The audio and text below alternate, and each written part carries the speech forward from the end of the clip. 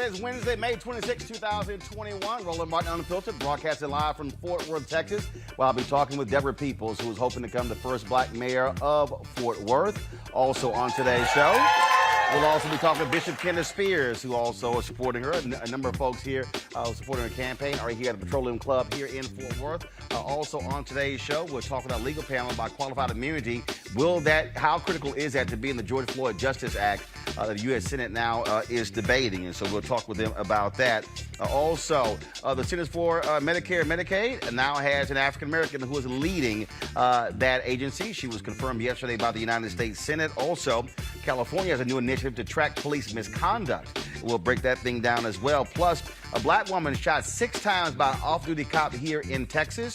Also, in Ohio, Tamir Rice's mother wants the Supreme Court not to consider the police union's appeal to reinstate the officer who killed her son. Plus, we'll be joined by my frat brother and also Texan Major on the 5th anniversary of his hit song. It is time to bring the funk. I'm Roland Martin Unfiltered from Fort Worth, Texas. Let's go. He's got it. Whatever the biz, he's on it. Whatever it is, he's got the scoop, the fact, the find. And when it breaks, he's right on time and it's rolling. Best believe he's knowing. Putting it down from sports to news to politics. With entertainment just for kicks, he's rolling. It's on go, y'all.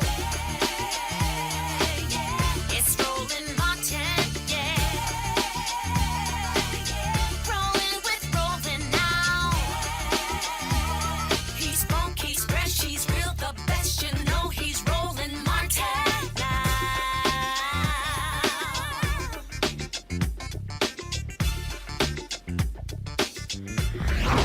Martin.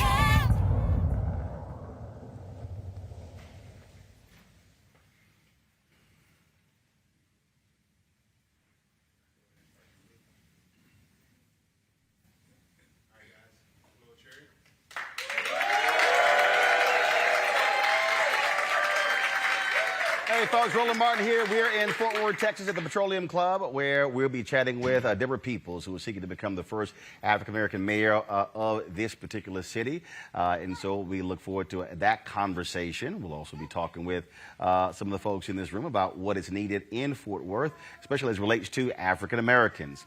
One of the big stories that we, of course, been focused on is the George Floyd Justice Act. And that yesterday was, of course, the first anniversary of his death. And his family, they went to Capitol Hill as well as the White House talking with political leaders with regards to that bill and what is needed. Now, one of the issues that many activists say is vital, that it must have ending qualified immunity. That has been an issue all across this country. And so let's talk about it now with our legal panel. A. Scott Bolden, who's former chair, National Bar Association Political Action Committee. Robert Patillo, executive director of the Rainbow Push Coalition Peachtree Street Project. Also Monique Presley, legal analyst and crisis manager. And so we'll chat with them in a moment. Is Robert, are you there?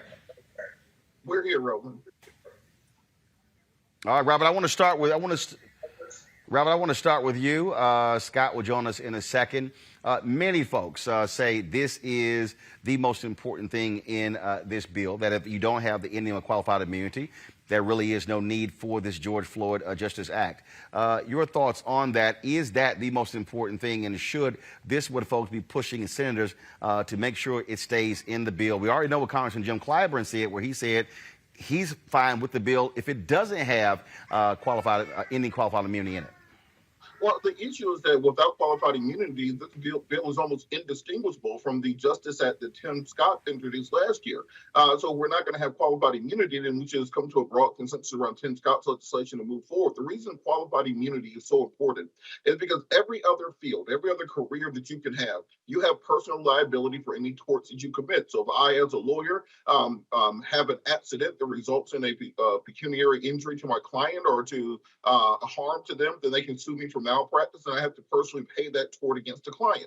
If a doctor has a malpractice claim and accidentally kills a client or injures them, he has to personally pay out and have a carry an insurance policy in order to do so. Police officers are the only profession where you can simply say, oops, my bad, I accidentally killed somebody, and then the city takes on that debt for you. Then the taxpayers are in charge of paying off that debt to the individual. This is where we see these settlements for $10 million, $20 million sometimes. City of Chicago has paid out nearly $1 billion in settlements over the last couple of decades for police misconduct cases. And the belief is that police officers were personally liable to pay off these debts. So they knew that them accidentally shooting somebody would result in them losing their retirement, losing their pension fund, losing their house, their car, their boat, their second home, their children's college fund. Well, then you're going to be a whole lot less likely to, as we saw in St. Louis with Tamir Rice, to say, oops, I thought that was my taser, or oops, I didn't mean to shoot that individual. Oh, sorry, I had my knee on their neck for too long. When it is your personal liability at stake, when you are personally and individually responsible for paying off that debt,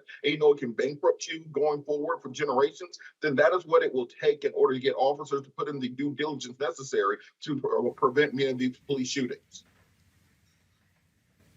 Monique, the Marshall Project estimated that more than $1 billion has been spent on police settlements over the past decade. And many folks say if you don't deal with the money, then you're never going to be able to get police to be held accountable. The money is crucial. There's no doubt about that, because pecuniary interest and financial loss are drivers. They are deterrents. And as someone who has defended police departments, defended officers in civil suits, and sued them, I can assure you that it is something that is of great concern on both sides. However, I do believe that my colleague Robert conflated two issues. One, qualified immunity as it stands now makes it nearly impossible for families to get a day in a civil court.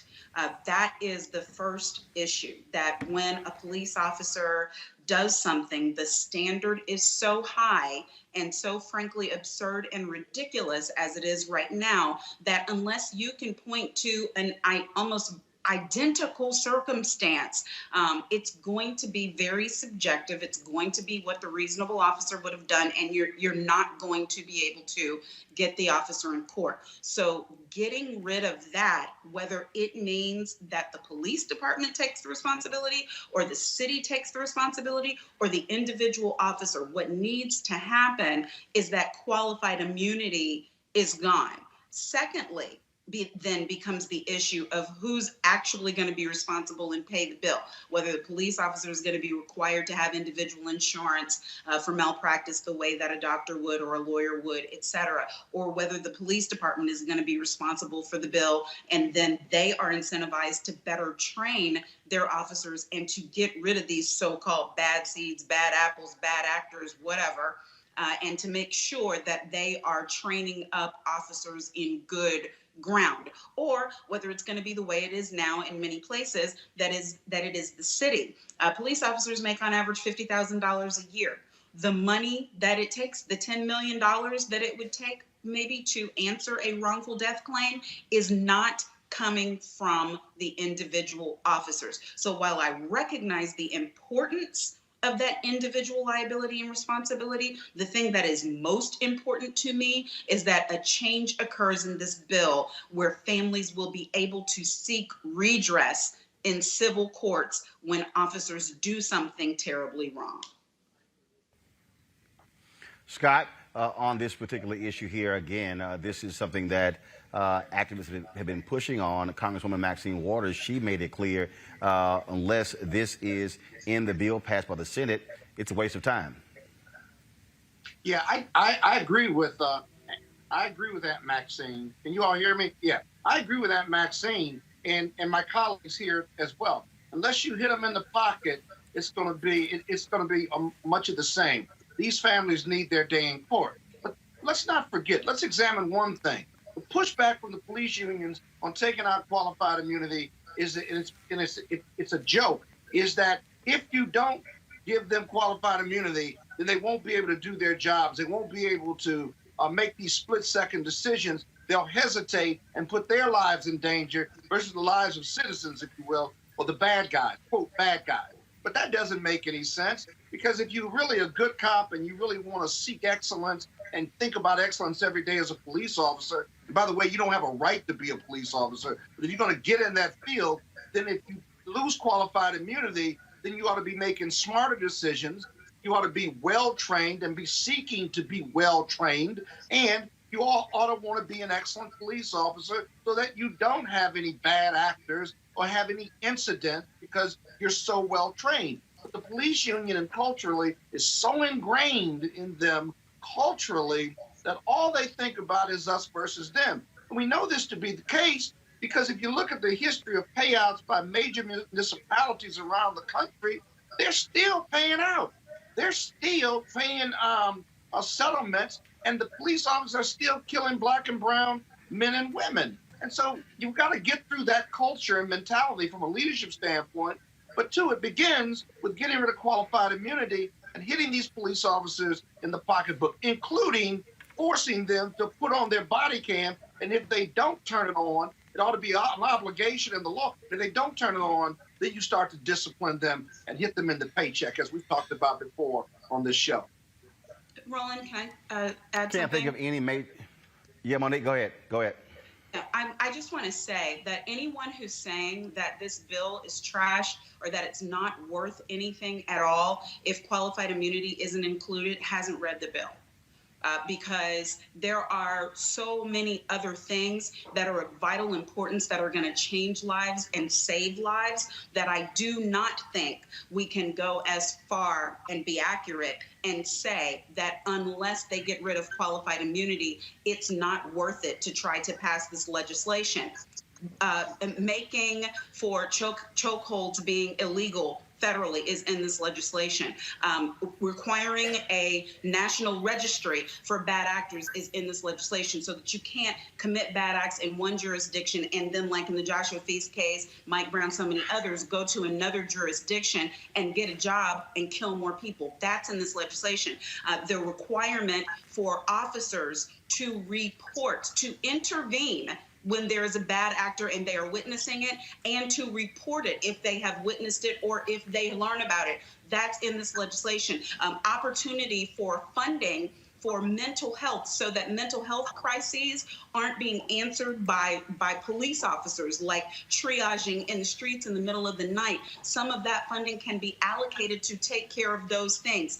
In this legislation, we're making it easier for officers to be held criminally responsible. So for everybody who's always saying, okay, the family got a whole bunch of money, but what else is gonna happen? The individual officer, this one city paid $10 million, but how does that change things globally?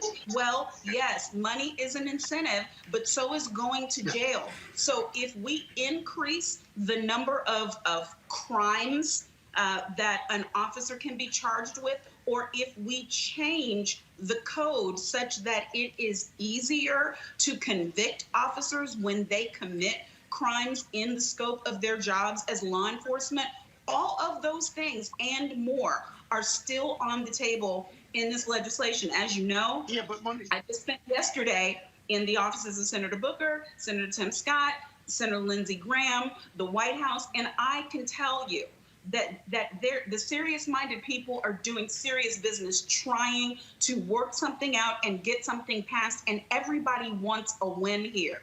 Nobody is playing games with this legislation. And Scott, you can shake your head all you want to, but there's just no saying that we don't need the other things. Let me tell you why you're wrong. This bill, I'm not Clyburn.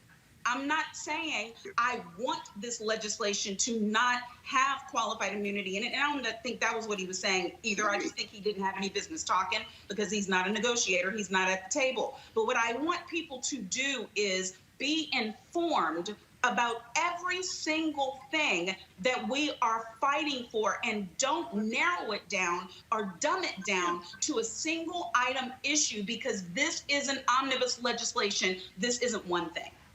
Would you please? Well, the operative phrase there, the operative phrase there, Scott, that'll remind you again who show this is? This is a recurring theme every Wednesday. That's what happens how you cappers don't know how to act in public. So Scott, so the operative phrase there what Monique said was, if you read the bill. Now, Scott, you can go ahead and make your little point. Well, I've read the bill. I've had numerous discussions with mutual colleagues of ours, and I don't think Monique is wrong per se. I think her conclusion is wrong. Because let me tell you the difference here. All of those other good things in the bill are only as good as the state and feds implement them, if you will. Only as good as the leadership on the ground is if you pass all those laws. The reason that qualified immunity is so important is because it is not only the law, but I don't need anybody on the ground like a police officer, police chief, or mayor to implement those changes on the ground. The qualified immunity says, I'm going to hit you in your pocket if you're a police officer. It is the fundamental law. And as a result, I don't need to look at who's implementing it because the courts have got to follow it. And if you hit them in their pocket, all those other things will support it, but you don't need the implementation piece for qualified immunity. And it all begins and ends there. Listen, if they pass a bill without qualified immunity, God bless them. But I'm telling you, qualified immunity is so much more important than the other items that you've got to begin there, and the analysis ends there. Actually, it doesn't end there. And so what Monique explained is an omnibus bill, and explains no. First of all, look, you're a lawyer. I understand you want to hit the pocketbooks, but the point. But here's the whole piece, Scott. It is a comprehensive bill. The operative phrase is read the bill. Part of the problem is too many people in this country don't know how to read. I'm still dealing with black folks who are utterly clueless, who are getting on my damn nerves, calling it an anti-Asian bill, somehow thinking that bill somehow dealing with hate crimes only applied to Asians. No, it applied to every Americans. This is what happens when we have these fake YouTube. But this is what happens when we have these fake YouTube historians and these wannabe activists out here who I call never will be's, who put information out, and the average person doesn't read. And so what Monique details, what most people have never even heard about, because they're not explaining all that is in the bill that's currently on the table. Robert, weigh in, please. Right. Well, I think the other thing that we have to look at is whether or not, even without qualified immunity, you can get Republicans across the aisle and vote for any form of police reform. Because right now, the Fraternal Order of Police nationally are going full body lobbying, trying to stop any version of police reform. So I think before we start taking things out of the bill in order to get Republican votes, we need to find out if there's any Republican votes to be got besides Tim Scott, because what we've seen to people like Lindsey Graham and Mitch McConnell have basically said they will torpedo any part of the Biden agenda going forward. So if we're going to take one swing at this, I think we should take one full swing. Robert, actually not true. Robert, hold up. Actually not true. Hold on, Robert, that's not true. So Lindsey Graham was one of the people the George Floyd family met with yesterday, who is very much involved in the negotiations of this bill. Monique, go. I sat right next to him in 2 sessions now, and he is Senator Scott's wingman on this legislation. And anybody who has heard me speak for longer than 30 seconds knows that I have said so many things about my issues with Lindsey Graham. It's ad nauseum. But I will sit next to and talk to and discuss with anyone who is willing to help us get this done. And he asked for specific things, and he committed that he firmly believes that there will be a bill, and he understands the need for accountability, and he believes he has the votes to get it done if we do our part, which is to drum up support in our community such that it is undeniable. They care about being elected. They care about the changing times. Everybody wants a win here. So I'm going to credit, because they are working very hard. They worked over the weekend on trying to move further. They've given updates to family members. Senator Scott, Senator Booker are calling the attorneys who represent the families who have been fighting for this legislation and saying, here's where we are. Here's what we think we can get. Here's what we need. Here's what's changed. So, guys, I'm a Democrat for real and for true, but this is an American issue. And I need all Americans to understand, black folks, white folks, brown folks, that we need to try our best to hear. I'm not saying support it if you can't, but I am saying to at least listen and understand that people are coming to the table to try to get this done. Lindsey Graham sat for 2 hours with these families yesterday and 2 hours 3 weeks ago, not for nothing, but because they are making these efforts to try to, he's a former prosecutor and former defense attorney. So he's coming to the table as a lawyer. Senator Tim Scott is coming to the table as a Black man who is able to galvanize support and get votes. And he's working with Senator Booker. So if it was all hogwash, y'all know, I'd be the first to tell you. But I'm going to put myself on the line and say there's progress being made. If I was a racist, I can't think of any. I can't think of any major. I can't think of any. No. Scott, you can't trust them. Scott, But I appreciate what you say. Scott, but she got the final word. Scott, the difference between you and Monique was in the room sitting next to Senator Lindsey Graham. You weren't. So if we're going to listen to somebody on this, I'm going to listen to the sister. I'm going to listen to the sister who was in the room talking to the man who's negotiating. She or you until he votes. Well, Scott, you don't have to trust him, but if he's negotiating in the deal, but so she's actually in the room. He's got a history of voting against Black interests, a history of voting for Trump. You done? So stop. You done? Yeah, I'm done. You done? Good. But for everybody who's listening, listen to the person who's sitting next to the person she's talking about, and it's not Scott, it's Monique. There's no major city in the country that's not been impacted by this issue. It was in October 2019 here in Fort Worth when Auntiana Jefferson was shot and killed by a police officer. That was October 2019. He has yet to actually go to trial. Again, all across this country, this is one of the issues. It certainly has been discussed in the mayoral race here. We're going to chat in a moment with Deborah Peoples, who is mayoral candidate. But right now I want to talk with, first of all, with Bishop Kenneth Spears. He is a pastor of First St. John Cathedral here in Fort Worth. Bishop, how you doing? Great. How are you, sir? I appreciate it. Thanks for hosting us here. What's the phrase? You walking in hot cotton up here at the Petroleum Club? So I'm just saying. That ain't a phrase I would use because I ain't picking nothing. But certainly appreciate you you hosting us here. Not my first time. I spent 2.5 years at the Fort Worth Telegram as City Hall reporter. So let's talk about this. First, thank your pastor Ralph West, who's a great friend, for making the connection. Thanks for coming. I appreciate that. Not a problem. Yeah. Absolutely.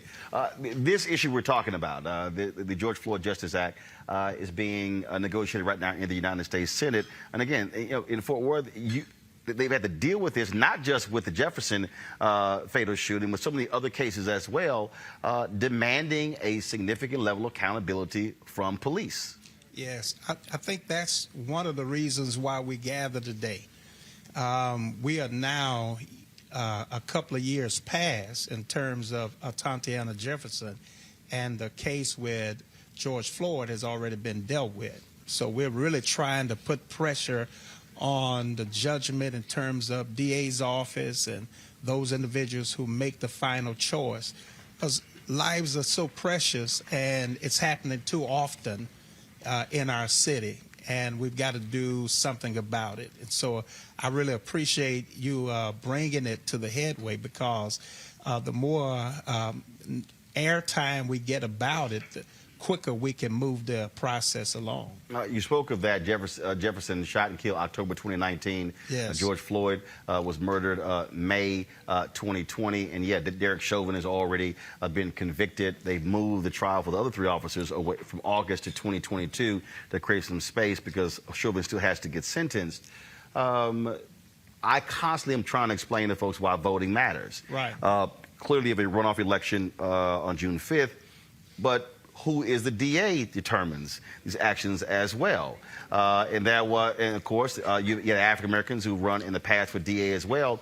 And what are you saying to people in this city why they can't ignore the power of that ballot? Because I keep saying you can't sit here whine and complain about changing policy if you don't understand that the poly in policy is the same one in politicians. So I'm saying that we've got to get to the polls. One of the problems we're having, I think more than anything, is that we've got to get Black people to the polls. We can't Ooh, I almost said to talk like you talk. That's why the show called Unfiltered. Well, we got people who complain, but they don't do the work. And so June 5th. So y'all heard somebody, he said complain. Yeah. y'all like, what was he going to say? He's probably going to say they bitch and moan. I'll go ahead and say it. I ain't got a problem. I'll go, like a ventriloquist. Just point to me when you want me to cuss. What you just said is what I wanted to say. I say it. Say it one more time. They bitch and moan. Yeah. My wife a preacher, but that's her. She got papers. I don't. But go ahead. And so we're in a space now. Here's one of the other areas that I think in cities like Fort Worth, we run against each other. We can't afford to do that. We are divided in places like that. And I understand how people have their preference. I understand that. But we lose ground when we run against one another. We got in District 6, which is powerful, a young brother, your frat brother, I understand, who is running against a guy, Jungus Jordan, young professional, up and coming, very articulate, very intelligent, and very informative. We shouldn't even be having a runoff. If people had gotten to the polls, it would already be settled. In our city, even in this place, when we talk about Deborah Peoples, we talk about running for mayor, by right, it should have been over. So what we've had to deal with is the first page was on the ballot, a person who should have been at the top of the ballot. We had people who were voting. They had to go to the next page. And so people left, in many cases, left the poll saying, well, I didn't see her name. Maybe she wasn't running. Well, they didn't know how to go negotiate the process and go to the next page. Then the critical piece is that during the election, when we came to the final portion, she won. And when the conversation comes up, it's always her opponent and then her. When in reality, in conversation, she plays first. She plays first. And so we've got to make sure that we get people back to the polls. We can't keep having these kind of fiascos. You know, we've got to make sure that people understand that voting counts. And so I talked with a couple of people who said, well, I already voted. I'm saying in a runoff, you got to go back. Right. You can't count your first vote as being counted. You got to go back to the polls and vote. And so that's where we are. And so, you know, what is the activation plan? How are you driving that? Because it's basically civics is voter education. So what we've discovered, we can't have one event that is for one event. One event has to have multiple purposes. We are here today for this event, but we are pushing people to understand that this voting process, we already know we've got to inform people more so that we've got in this crowd, we've got people who potentially will run for judges, run for other offices, because I believe that if we're going to get the clout or we're going to get the support, then the old school got to meet with the new school, and that there has to be a place so that the people of means, of wealth, have to meet these young people who are preparing to run and make investment. And now, of course, now that places are opening up, folks are taking vaccines, the campaign looks a lot different now than it would have a year ago, where, look, we were in Georgia for John Ossoff and Raphael Warnock, where there were there were drive-through rallies, everything was outdoor, everything was social distance, and so now you can be a lot more vigorous campaign than really what has taken place over the last year. For sure. So one of the things that's important, we've got to convince people that the vaccine is okay. We've got people who are now challenged in terms of taking the vaccine, and I'm saying I've taken it. I was in the first run in terms of being vaccinated. My family, my staff, team, and different friends. So we've got to make sure that the message is clear, that this is not going to hurt you, that it's going to help you. And so we got to keep people informed in that process.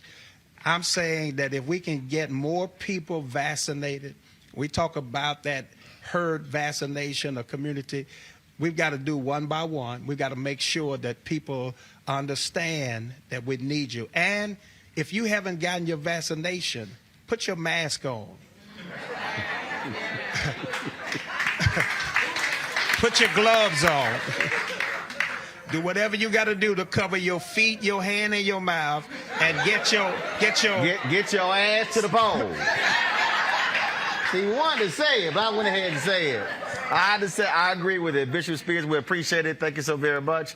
It is, of course, is all important. We're going to take a break right now. When we come back, we're going to talk with Deborah Peoples, who is trying to become the first African-American mayor here in the city of Fort Worth.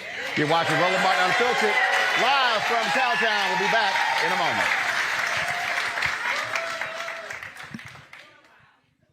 Racial injustice is a scourge on this nation, and the Black community has felt it for generations.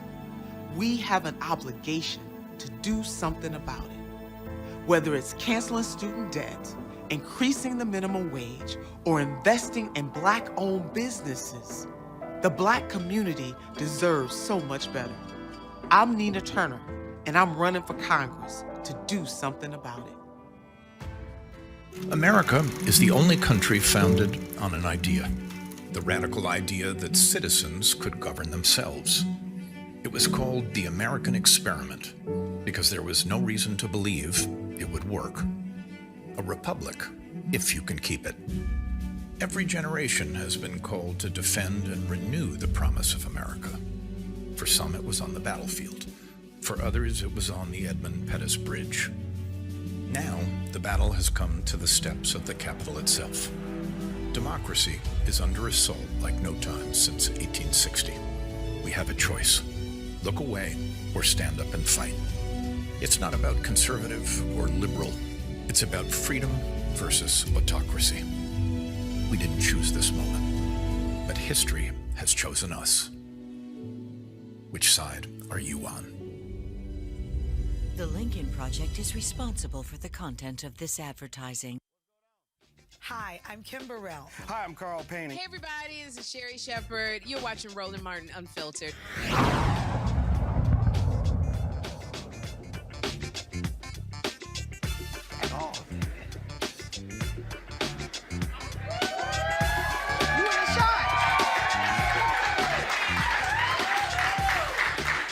All right, folks, we're here at the Petroleum Club here in Fort Worth, where I spent a little time soon after college working here, so know a lot of folks in the room. One of the folks I crossed paths with while I was here is Deborah Peoples. She is now running for mayor of Fort Worth. She took first in the general election, ahead of a number of other candidates, and so now, June 5th, there will be a runoff taking place here in Fort Worth, and we certainly welcome her to Roland Martin Unfiltered. How you doing? I am doing great. Right here, you gotta grab the mic. You gotta grab the mic. I am doing great, Roland. Doing better since I see you. See, I told you I was coming. I know, but you thought I was joking? Roland, I know you. I mean, look, when I hit Tashara Jones when she was running for mayor of St. Louis, I said, hey, we're going to bring this show to St. Louis. Oh, you brought good luck. And so, hey, there she you won. Go. That's it. In a runoff. Yes. In a runoff. First of all, how's the campaign been going thus far? Oh, the campaign is going great, but it's going as expected. I knew, Roland, they were going to come after me. And so we have just been working hard, doing what we do best. And so they are coming after me, but I'm like Obama now. I can take it. I got big shoulders. We are fighting for the soul of Fort Worth, Texas. We are fighting for all the people out there who aren't represented. So they can dish it out, but I can take it. When you say that they're coming after you, exactly how so? Has it gotten a little dirty thus far? Oh, you know it has. Well, you know all the catchwords: defund, anarchy, socialist. You know all of that. The pictures of you where you don't look, you're a little darker than you really are. All those things. So, but that's okay. I can handle it. Because you part of the light skin club. Roland Martin. If this was a Tom Joyner cruise, you'd be on Tom's team, not J. Anthony Brown's team. Not quite. Okay, not quite. So they got you looking like J. Anthony. So yeah, they got me looking like J. Anthony. I got to cover my feet, my hands, and my mouth sometimes. What are the 2 or 3 dominant issues that you're running on that you say that need to be changed here in Fort Worth? Diversity and inclusion, diversity and inclusion, diversity and inclusion. We are the 12th largest city in the United States. We're a majority city, but on issues like economic development, on parity around education, our children dominate in the public schools. On issues around good jobs and housing, we still continue to lag behind. It is worse now than when you were here. Wow.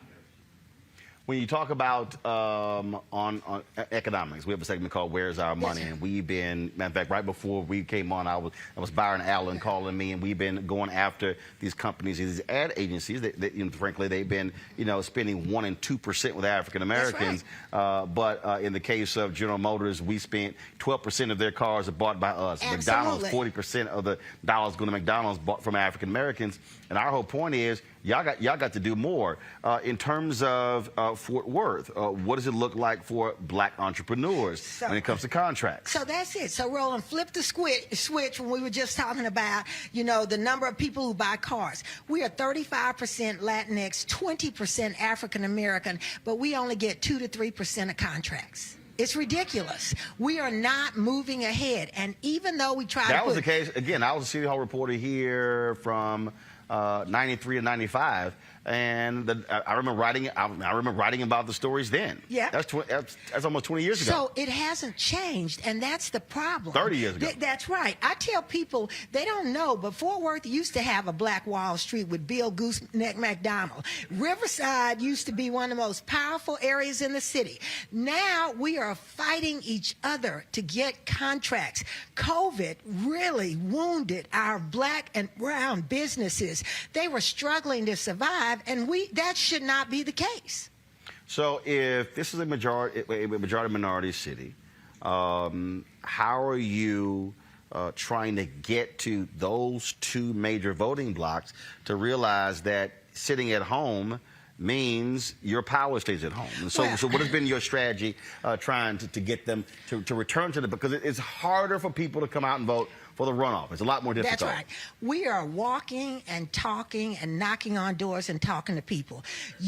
Roland, people need to understand our politics is local. We like to talk about what's going on in Washington, and I know you were just talking about this bill, but things happen right here on the ground. When people talk about they don't get jobs, they don't have transportation to get to work, they don't have a good place to live, that's local policies. That's not national policy. So we go to the door and have a conversation with people about how what happens locally impacts you. There are so many people who say, I only vote in the presidential elections. Well, I'm going to tell you, Joe Biden ain't going to come down here and fix your street. I mean, that's not going to happen. He's not going to come, put a light bulb in over your house. The things that matter are the things that are here locally. And the whole issue around public safety, all of those things are local issues. So how are you combating the folks who are trying to use defund the police against you? So I tell everybody, people know me. So, Roland, I didn't have to come to the community and say, I'll take a tour. I am here every day fighting. People know, I didn't mean that as a pun, but people know me. I have been out in this community for a long time. They know how I am. They know my brother was a policeman. They know my sister was a constable. So, but I also tell them I'm a person of color. I understand law enforcement, but I also understand how it feels to be a black man in a suit going to work, get pulled out of your car, and you have to go face down on the ground. That has got to change. And so I just tell them, I call them, like I said, it's a lie. Stop lying. Just like when you show a picture of me, and I'm sorry, looking like J. Anthony Brown. So, I'm proud to look at people in my family look like J. Anthony Brown, but you're doing that for fear mongering, and I just call it out for what it is, race baiting and fear mongering. So, so this is the mailer here. And Yeah, so, that's one. It says, I'm a tax and spend person. I just spend all these people's money. If she's elected Fort Worth mayor, Deborah Peoples wants to go on a spending spree with your tax dollars. That's it. That's it. That's it. And how are you responding to this? Because it's not me that goes on a spending spree, it's them. I didn't go and buy Pier 1 for $77 million. I mean, I don't make, when we had people who were homeless and people who were losing their jobs because of COVID, and we had a chance to buy 2 motels to do permanent supportive housing for homeless people, I didn't make the decision to not buy the motel and go buy Pier 1. So you tell me who's taxing spend, who's spending all the tax dollars. The facts speak for themselves. We have a government that has not been hospitable to its citizens, and that is the wrong way. We run this city. The city hall is our house, but people feel excluded from their house. There's something wrong with that. I talked about Latinos and African Americans, but how are you also talking to white folks in this city, especially broke white folks? I keep because I keep saying this all around the country. I mean, the reality is, this is it can be deemed a conservative city. That's one of the phrases that you'll hear. You have the current mayor has been there 10 years, and so her chief of staff is running. And so you've had Kay Granger, who was the mayor when I was here, now a Republican member of Congress. But one of the things that I keep also saying is that broke white folks in the same position as broke black folks. Absolutely, absolutely. And that's what I tell people. I grew up in a black, brown, white neighborhood, Roland. We didn't know we were poor till we got out of the neighborhood. But the issues are the same. And so when I go and talk to people in neighborhoods, I tell them the same thing. What kind of job do you have? Do you know we are a blue-collar city. We're a working-class city. Most of our residents do not have a college degree. 30% of our residents have college degrees. The other 70% have some college or high school, or some of them didn't even finish. How are you benefiting? We have to have the conversation, what's working for you? And I will tell you, people, there's an economic divide. They have the same issues that we have. They could just go across the street, though, and not be seen as black, where we are black and brown our whole life. So how is your message being received by non-black, non-Latino voters? So I think it's been received very well. We could not have gotten to the runoff had it not been for white voters. Because I'll tell you, it is a learning process with black folks and people who look like me. Only 20% of the votes that were cast on May 1st were cast by African Americans. We are going back now to talk to all of those people. So if you didn't vote May 1st, you can vote on June the 5th. But we are going back to talk to people to say you didn't vote on May 1st, even the ones that told me they voted for me. I can tell whether you voted or not. But, no shame there. But I go back. And see, you nice. I'll be like, yo, ass lying. Right here, you ain't vote. See, you not. Roland, that's why I will never run for office. Roland, I probably would start. I keep telling people I would start with 20,000 votes, probably end up with 5. Because I'm way too honest. I'd be like, you lying. Stop lying.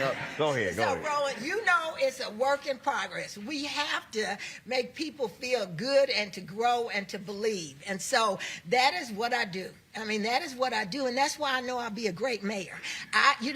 Unfortunately, sometimes I want to tell the truth, but I know it's not in the best interest of the city, so I will work with people to build collaboration. You tell the truth, but you don't. You tell the truth. You don't want to be hardcore honest. Okay, you say it, but you got sugar and honey, and you got all that. I got sea salt. Okay, well, and sometimes you need sea salt, but right now we need sugar and honey because people need to believe that change is possible. And I don't care what color you are, what religion you are, what your sexuality looks like. People need to believe that change is possible. And that is what I'm working to do, is make people believe that, yes, you can get your share of contracts, that, yes, we can build decent infrastructure in your neighborhood, that, yes, you deserve a decent job and a good way to get there. And people have been beaten down so long, they don't think they deserve it. I'm going to do this here. So, Anthony, we're going to do this. Trust me, I wasn't planning to do this here. So I'm going to take a few questions for some folks here. And so we're going to pass the mic, just like in church. If you have not been vaccinated, don't touch this microphone. So I assume if y'all got masks on, y'all ain't got y'all shot. So this is how we're going to do it. If you ain't got your shot, put your mask on right now so I can separate who's got the shot and who hasn't. If you have not gotten your shot, don't touch that microphone. I'm telling you right now. I don't want to spray you down with all kind of stuff.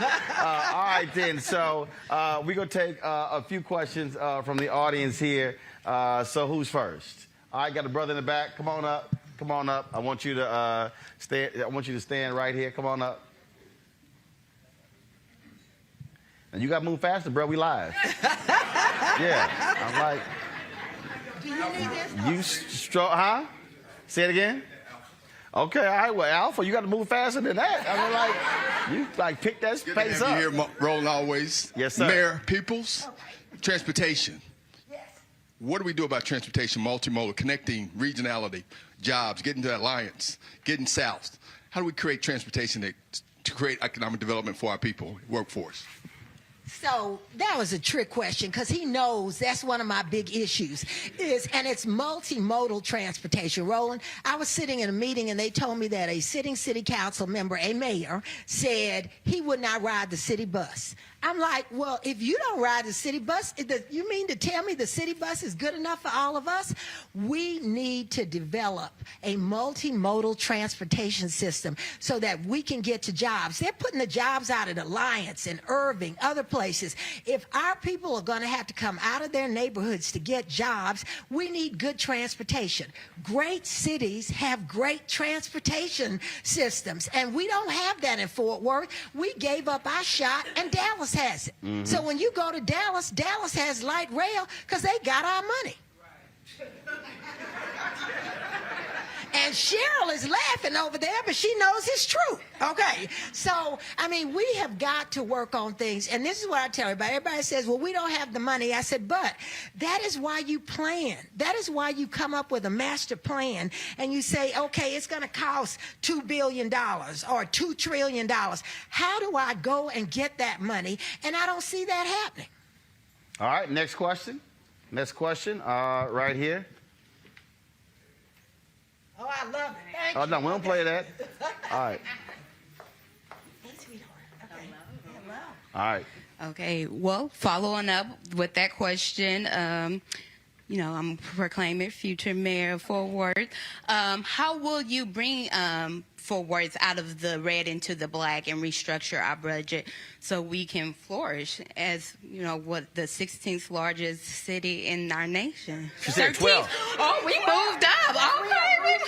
Yes. So let me tell you.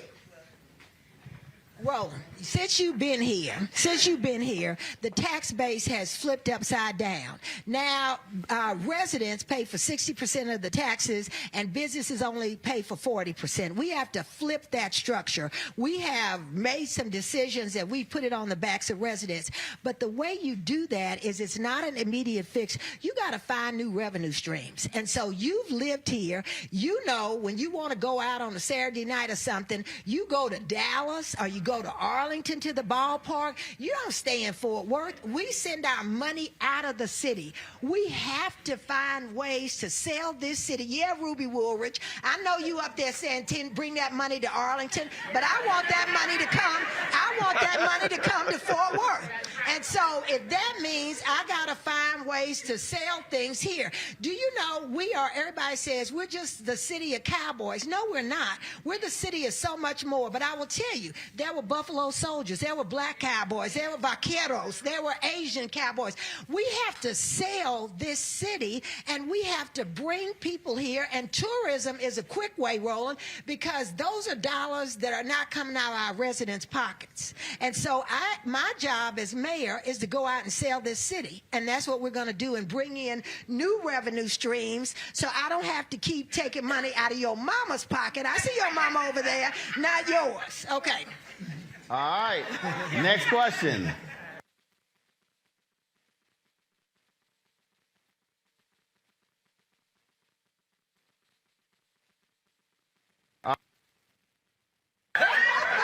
She gonna sit here and raise her hand. You ain't coming near us. Oh, no. Hell no. No. Just enjoy being in the crowd. I don't know, y'all sit next to her, y'all playing around. If you gonna take a selfie with me, you're gonna be 10 feet in front. I'm gonna be in the back. All right, go ahead. What's your question? Deborah, we're all individuals. We only get one vote. What, as individuals, can we do to make sure that you get the votes to become the next mayor of Fort Worth? Oh, so that's easy. So I get so tired of people telling me I'm with you, and I voted yesterday. I said, so how many people did you take with you? Oh, that's like the people who say, Pastor, I'm with you. They ain't sitting no tithe, no offering. They ain't prayed for nobody. They ain't brought nobody to church. Look at my pastor over there. They ain't done none of that. Right. So that's it. So attorney, take somebody with you. We know people every day, our friends and family, who don't go vote. We have a sacred obligation to go and drive up and throw them in the car and say, you gonna go vote. You know, the way we win this, I'm telling you, only 20% of the vote came from African Americans, but guess what? Our population is 942,000, almost 1 million people. 20% of us are African Americans, and that means that's 180,000 black folks in this city. If you figure that 50% of them are registered to vote, that's 90,000 black votes out there. And we only had 63,007 people vote in this election, so 20% is 12,000 votes. We left 78,000 black votes on the table. So the total number of votes cast in the general election was what? Was 67,000. 67, 68. 67,000. Yeah. Based upon how runoffs go, it would be shocking if a total number of 40,000 people voted. Well, we're hoping it's at least 60,000, but you're right. No. You're What right, I'm saying though. is, if you look in terms of how there's a dramatic drop off. Yeah. So the reality is, if you do the math, if you get 20 again, Roland normally go, you get 25,000 people come out and vote, you the next mayor. That's right. That's it. But it's getting people to believe. And I will tell you, I work all the time in the Latinx community. Gabrielle knows 35% of this city is Latinx. Only 7% went to vote. Wow. We have got to do better, but part of that is because we've been so browbeaten to believe that we can't do it. People keep telling us that this is a conservative city. We keep getting told that our vote does not matter, that we don't count. And so that's a big part of what I do, is making people understand that we have the power. We just have to own it and believe it and go vote. Absolutely. I'm gonna take one more question. I got a guess. Hold on. I'm gonna go here. Okay. Then I have a guest who I'm gonna go to next. Then we're gonna come back and ask more questions. I got you. Breathe. Okay. Breathe. Come on. Girl, you got to move. No, you're trying to be sitting there trying to be all cute. Yeah, you better go and ask this question. Deborah, can you please explain to us what the Fort Worth Way is and what that means and why it's so important that we change that in this election? Okay.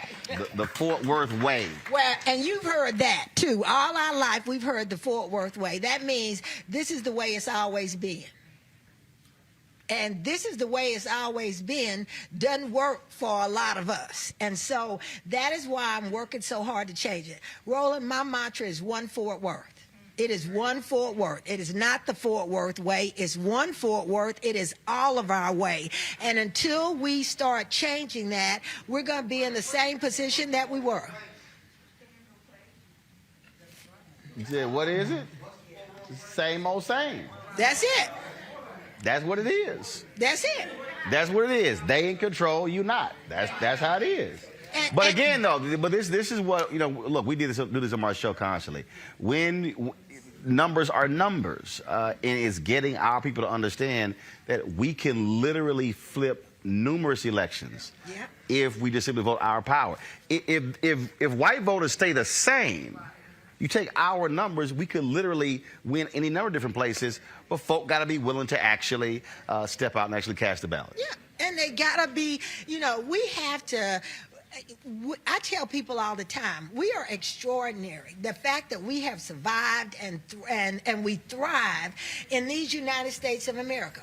I don't want to take anything from anybody else. I just want to have the same opportunity. I want to enlarge the pie. Roland, we've been convinced that the pie is this big, and we have to fight each other. If you get a slice, Roland, I got to fight you because that means I get less. No, there are opportunities out here that are incredible, and we have been convinced that all we get is this much of the pie. Which actually is not even a slice, is crumbs. That's right. And I changed that. Hold tight 1 second. I got to go to a break. Folks, when we come back, we'll talk about a new California bill dealing with the issue of police misconduct. We'll also come back to Fort Worth and take more questions from the audience here for Deborah Peoples. And if y'all know some folk right now who are in Fort Worth, man, call them, text them, tell them, get off your behind and use the power of your vote. Y'all, this is why we do this, because to amplify voices. And so we'll be back on Roland Martin Unfiltered, broadcasting live from Fort Worth. Hello, I'm Nina Turner. My grandmother used to say, all you need in life are 3 bones. The wishbone to keep you dreaming, the jawbone to help you speak truth to power, and the backbone to keep you standing through it all. I'm running for Congress because you deserve a leader who will stand up fearlessly on your behalf. Together, we will deliver Medicare for all.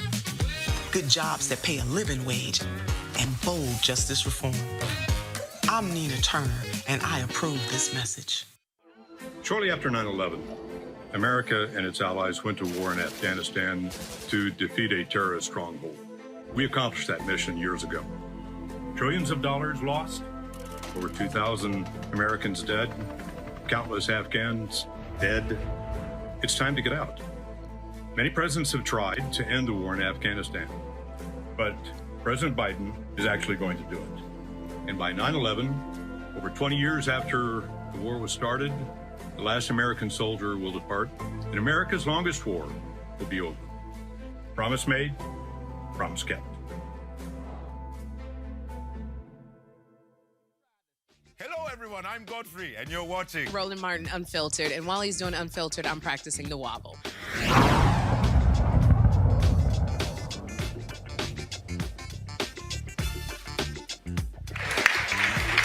Keep clapping, keep clapping.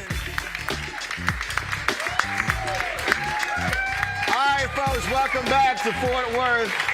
Welcome back to Fort Worth, y'all. In California, there's a new initiative that's being developed to keep police departments accountable and also track misconduct. It's named after the late Congressman John Lewis. It's the Lewis Registry will be the first national database of police officers who have been terminated or resigned due to wrongdoing. Joining us right now, Dr. Errol Southers, Director for Safe Communities Institute for the University of Southern California, where the database is being created. Doc, how you doing?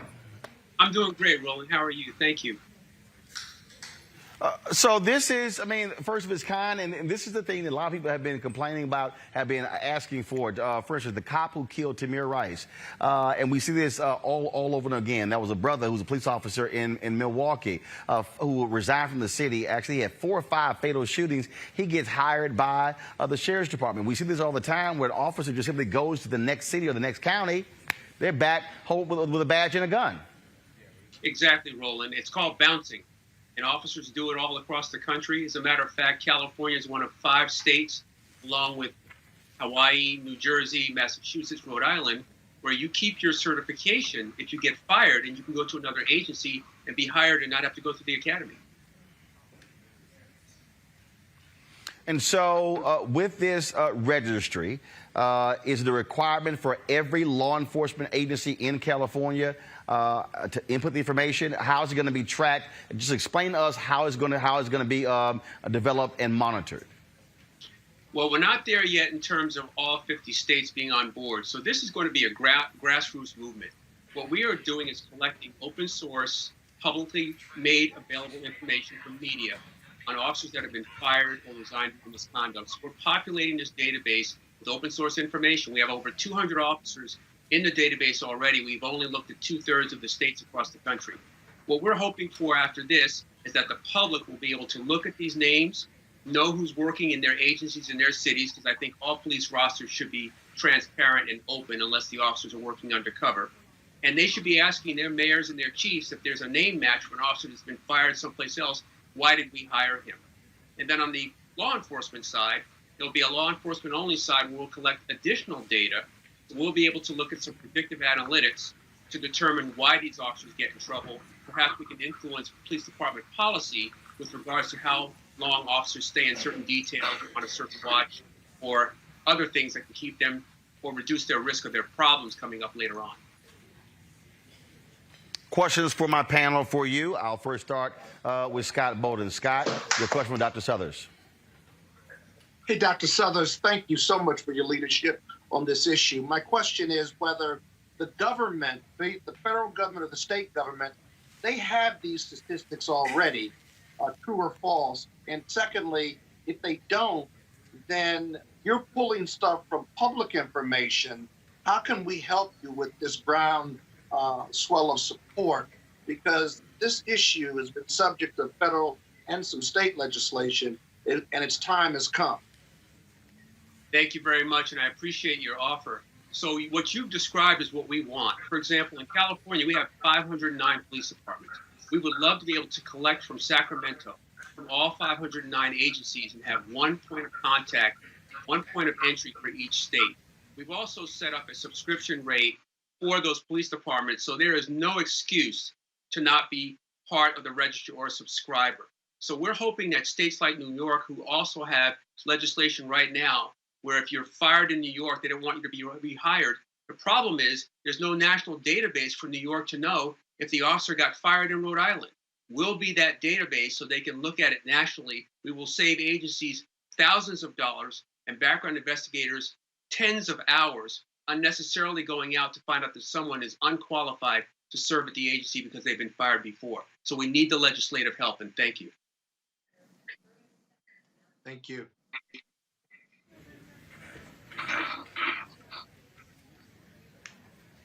Monique, your question for Dr. Suthers. Thank you so much for everything that you're doing. I think my question is similar to Scott's. I'm just wondering what people on the ground can do. We recognize the importance of this. I don't know if you got to hear when we were talking about a similar subject regarding the George Floyd Justice in Policing Act and the fact that a national database, a national registry for bad actors for police officers will be included. What can just a citizen at large who's listening to you and wants to make a show of support do to help? Thank you so much. Well, the first thing they can do is when they find an officer who's been fired, let us know about it. Yesterday when we launched, we had several people reach out by email from all over the country saying, you know about these officers, send us a link to the publication. We can track it down. The other thing you can do is go to our website, sci.usc.edu. Look at the Lewis Registry. We have a whole collection of things that you can do to contribute. We've got an incredible list of supporters from Governor Schwarzenegger, Karen Bass, to Frank Serpico. So we've got a lot of support. And this, again, is a grassroots movement. So we want people in America to hold law enforcement agencies accountable. When they've got officers or publications, a news clip they see of identified officers, send them to us. Robert Patillo, your question for Dr. Suthers, please.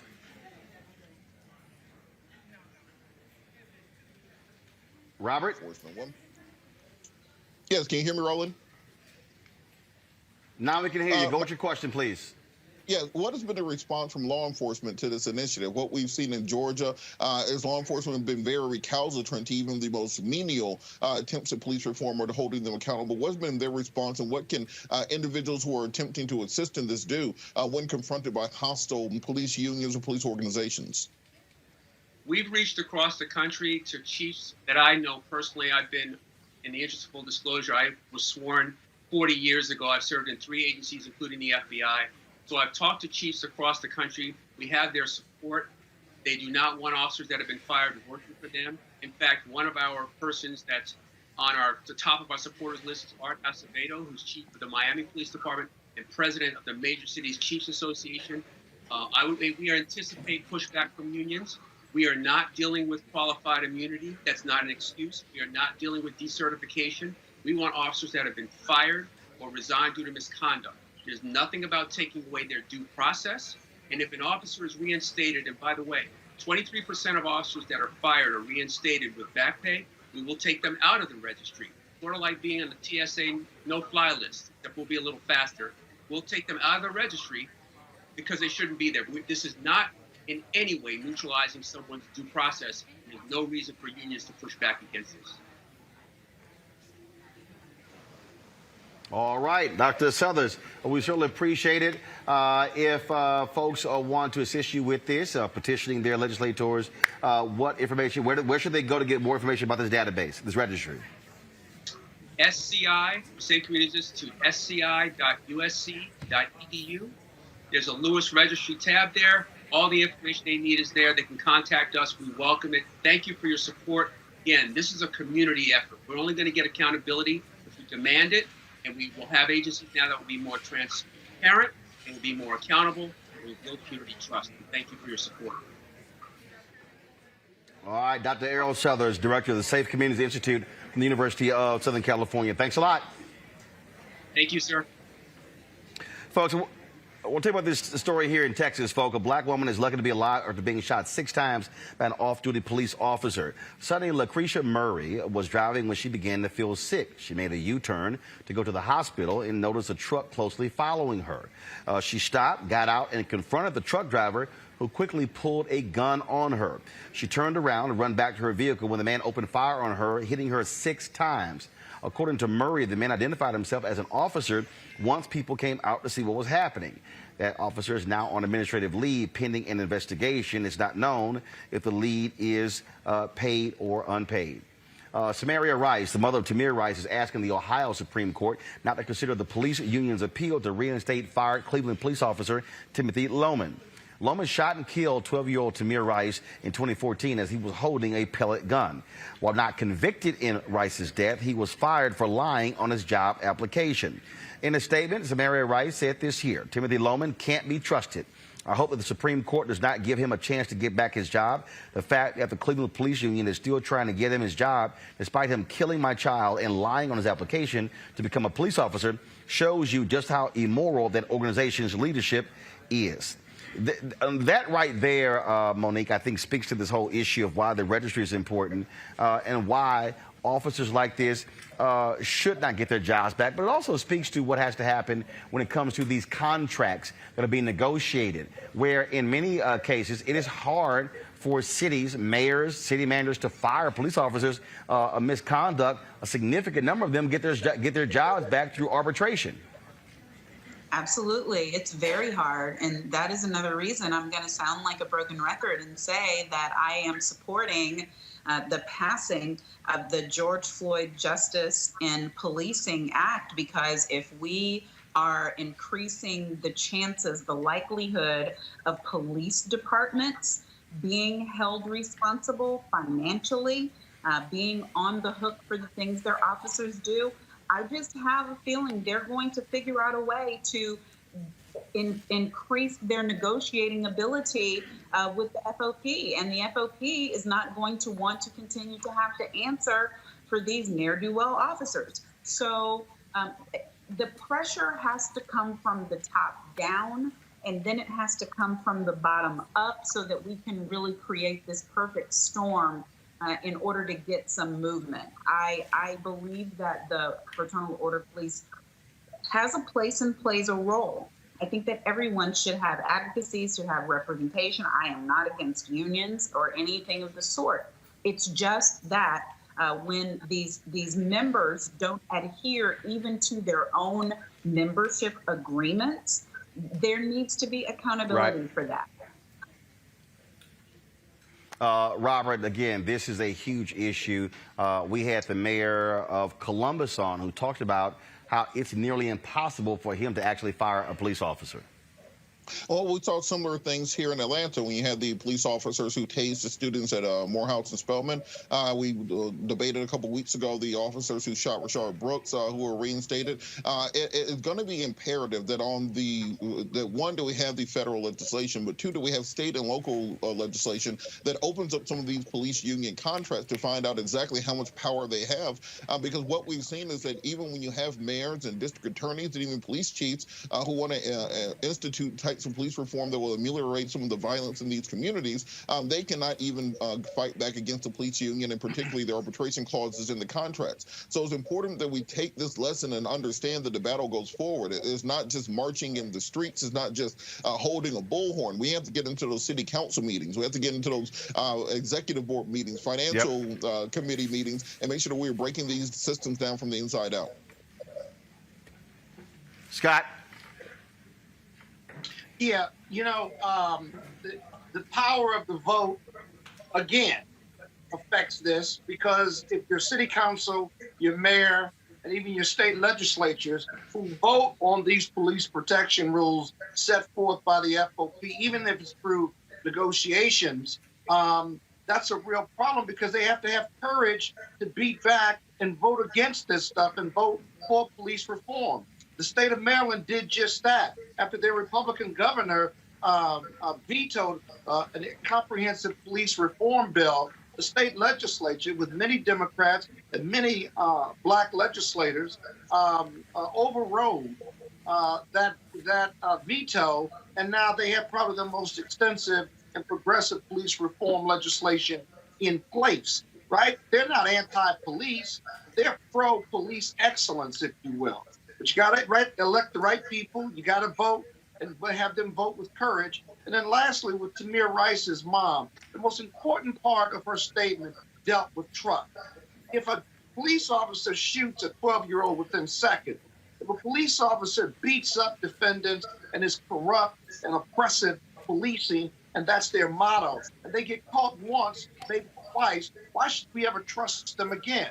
Why should they ever be able to serve as a police officer anywhere? They shouldn't, if you will.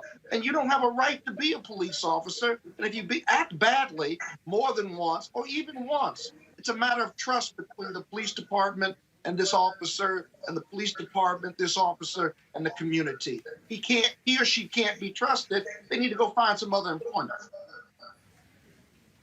I agree 100%. Folks, got to go to a quick break. We come back more with Deborah Peoples here in Fort Worth. We'll take some questions from the folks here as well. And I'm just going to pull some other folks up who I see who have stepped in here. They don't know it yet, but I don't care. That's how I do it. You're watching Roland Martin Unfiltered, broadcasting live from the Petroleum Club here in the city of Fort Worth, Texas. We'll be back in a moment. Anthony.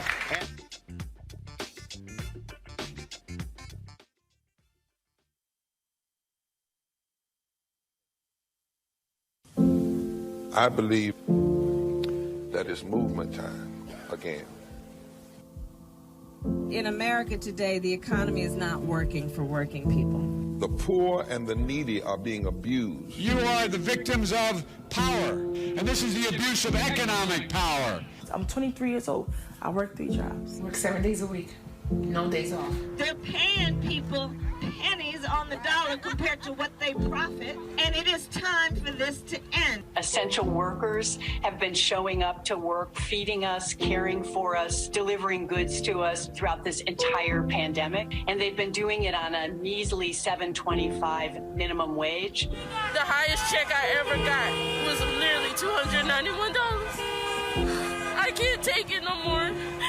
You know, the fight for 15 is a lot more than about $15 an hour. This is about a fight for your dignity. We have got to recognize that working people deserve livable wages. And it's long past time for this nation to go to 15 so that moms and dads don't have to choose between asthma inhalers and rent. I'm halfway homeless. The main reason that people end up in their cars is because income does not match housing cost. If I could just only work one job, I could have more time with them. It is time for the owners of Walmart, McDonald's, Dollar General, and other large corporations to get off welfare and pay their workers a living wage. And if you really want to tackle racial equity, you have to raise the minimum wage. We're not just fighting for our families, we're fighting for yours too. We need this. I'm going to fight for it until we get it. I'm not going to give up. We just need all workers to stand up as one nation and just fight together. Families are relying on these salaries, and they must be paid at a minimum $15 an hour. $15 a minimum. Anyone should be making this to be able to stay out of poverty. I can't take it no more. I'm doing this for not only me, but for everybody. We need 15 right now.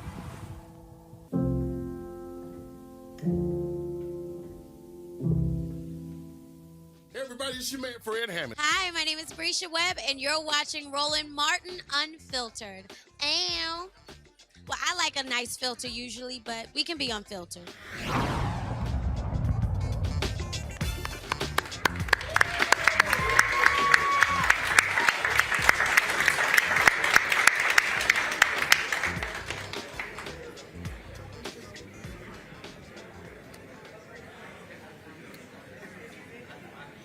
All right, folks, welcome back to Fort Worth, where we have been here talking with Deborah Peoples, who is running for mayor. The runoff is June 5th. Folks, you have to understand the power of the ballot, so you must use it. So there are folks who have been assembled here. They had a meet and greet earlier. And you know what? Folks walk into the room. I'm going to go ahead and call them up. So I saw Congressman Mark Vesey stroll up in here. Congressman, come on up here. Come on. Come on up here. What's going on? Good seeing you. Good seeing you. You know, when in your city, had to bring a brother up. How's it going? Everything's going good. Everything's going good, Roland. Good to see you. Welcome, welcome back. Always glad to be back in my home state of Texas. I will avoid Austin because they acting the fool, the legislators up there. So, I ain't trying to get shot by folks who, right, the no need for a permit or whatever. These people swear it's the Wild Wild West. I don't know what's wrong with these crazy folks. Share with us, in terms of what do you think Deborah Peoples will bring if she's sitting in City Hall in Fort Worth? Well, I think that Deborah will obviously bring a certain level of dynamicism that is like really missing from City Hall. And you saying last mayor boring as hell? Is that what you're saying? Not necessarily saying that, but we need to get away from the status quo. Okay, all right, I'm just checking. I'm just saying. Yeah. Ain't got much flavor there. I'm just saying you want a little more flavor at City Hall. I got you. All right. Yeah. Like seasoning, non-seasoning. Salt and pepper, Tony Chachere. Go ahead. I'm sorry. And and generally speaking, honestly, I don't really even get that involved in the municipal races. I'm a Democrat. I'm very active in Democratic Congressional Campaign Committee and other Democratic causes, and I usually stick with that because, in my opinion, the City Council, their job is to make sure that the fire and police are doing what they're supposed to be doing. They're supposed to be making sure that water's going the way it's supposed to. They're supposed to be taking care of these basic bread and butter issues that people don't care about if it's Democrat or Republican. They want to make sure that these services that the cities are supposed to provide, that they're being done. And so folks don't care about it until it don't work. Until it don't work, that's right. I mean, that's the thing. I always get a kick out of folk who say, man, that stuff don't matter. Yeah, then your water stopped running, then all of a sudden you like, who the hell? Who should I call? Well, no, you didn't say it mattered, so we ain't going to get a number. Right. But, in addition to those services, Roland, I will tell you something, that this city is growing very rapidly, but there are other things that are happening here that people don't really see. And one of those things is that, we're losing jobs here in the city of Fort Worth. You look at downtown Fort Worth, and I can just start naming off companies one by one, whether it's XTO, whether it's Radio Shack, Dickies just got bought by a company out of North Carolina, and so on and so on and so on. And for black people in America, we work at larger companies. You go to any national black organization, whether it's Links, whether it's the Deltas, AKAs, and you go to these national conventions and you see black people that have experienced upward mobility in America, and they usually experience it at a larger company. These little small companies, they don't really employ us. You know, if we are successful at a smaller ventures because we have our own law firm, or we have our own dentist practice, or we have our own doctor's practice, we get opportunities at bigger places. And the places in the Metroplex that are bringing in new jobs and new growth are happening outside of Fort Worth. Deborah has the experience. She has worked at the executive level at one of our nation's largest companies, and she knows what it will take to be able to bring more jobs to the center city. That is going to be good for African-American growth here in Fort Worth and Tarrant County. I do want you to speak to this, and this happens a whole lot. Anytime I get a member of the Congressional Black Caucus, I really want them to explain this. It really gets on my nerves when I deal with a bunch of ignorant-ass black people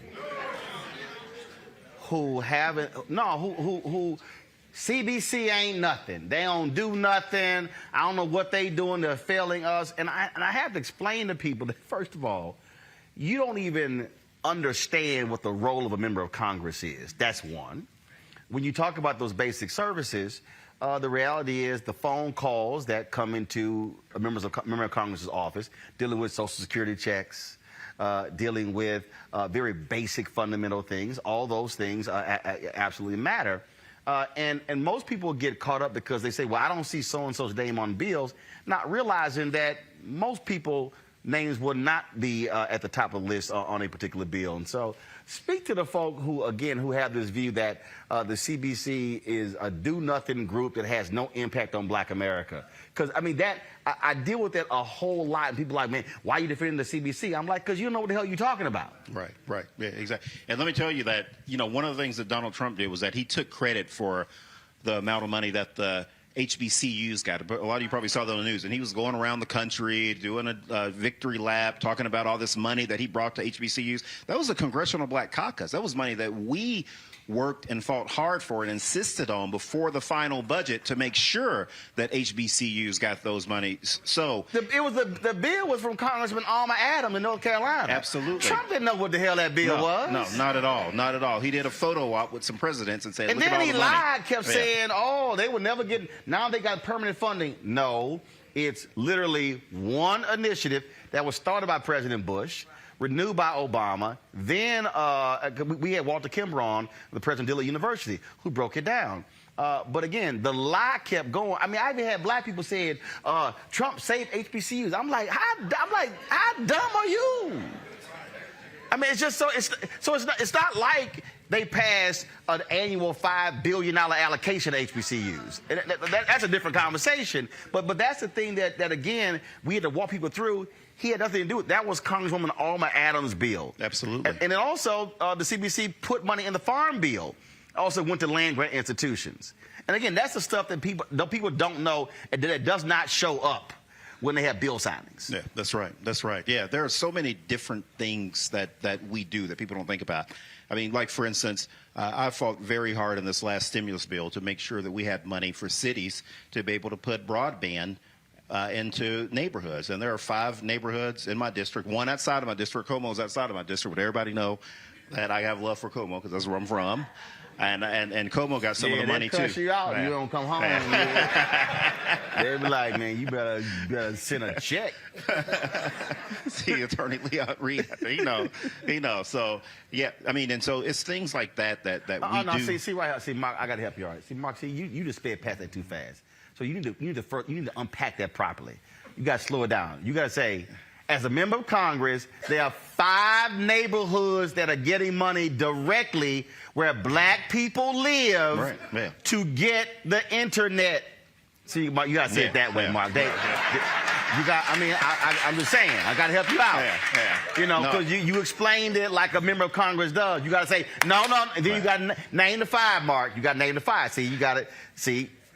Yeah, we got Ash Crescent, we got Rosemont, we got, help me out, Stop 6 got some, Como got some, and Northside.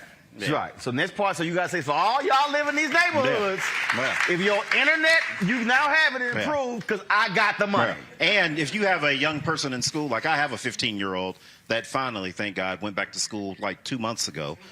But if you have kids at school, then you know how important this is for you to be able to have access to this broadband because, you know, it was hard enough to keep up with internet services at home. But imagine if you don't have those. And a lot of our young people didn't. A lot of our young people had one Chromebook for their entire house. But that's why representation matters. And people don't always see that.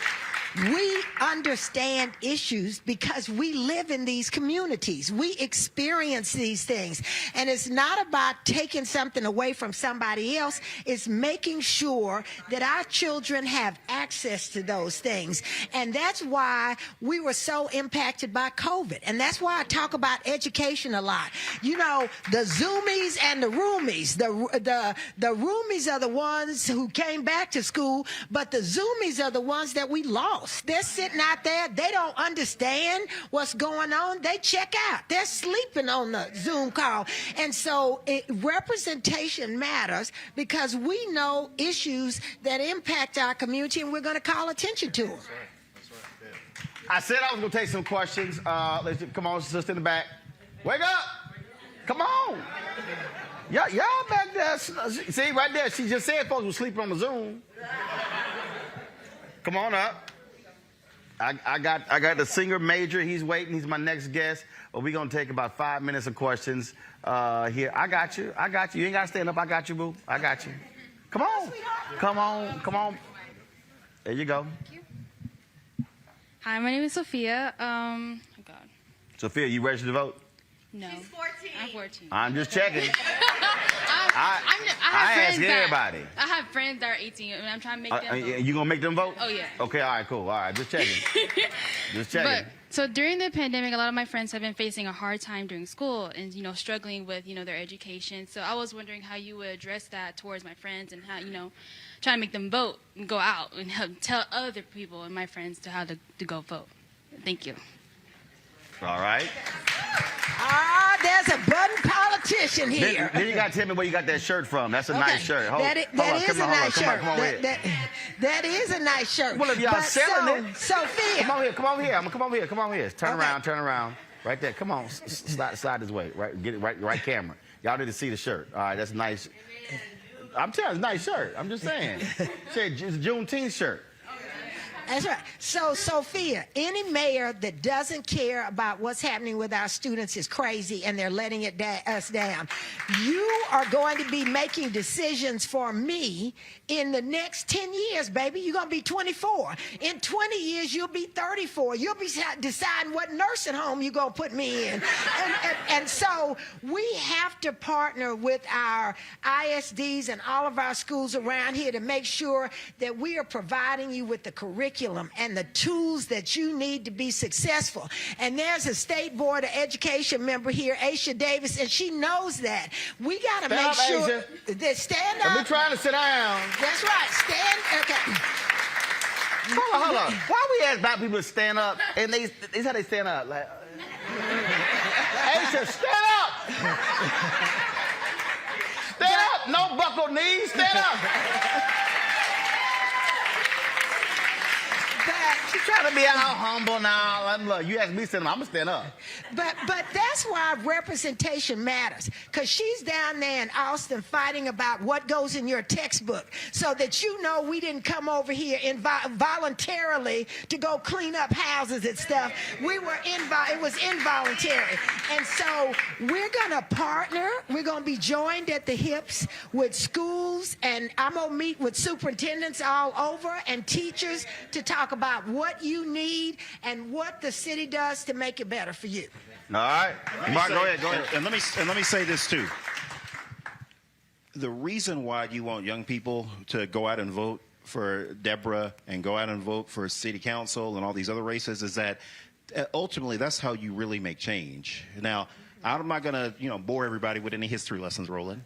But let me just say this. If you go back to the civil rights marches of the 1960s and you look at the two key pieces of legislation that were really instrumental for black people. And the reason why I'm here now, you look at the Voting Rights Act, the reason why I get to serve in office right now, it is because of the work that was done in Congress. Not to diminish the work that Dr. King and the marchers did. That was hugely important because that's what brought the problems that were happening in America to full circle so everybody could see. But if we didn't pass that legislation on the House floor and on the Senate floor and get it to the president's desk like we're right now trying to get George Floyd passed, then it doesn't make a difference. So you have to go and vote. And you have to make sure that young people vote so we can have people that are going to look like us and people that are also going to represent us and the things that are important to our communities. And that can only happen by going out there to vote. So go vote for Deborah. All right. Next question right here. You got the vaccine?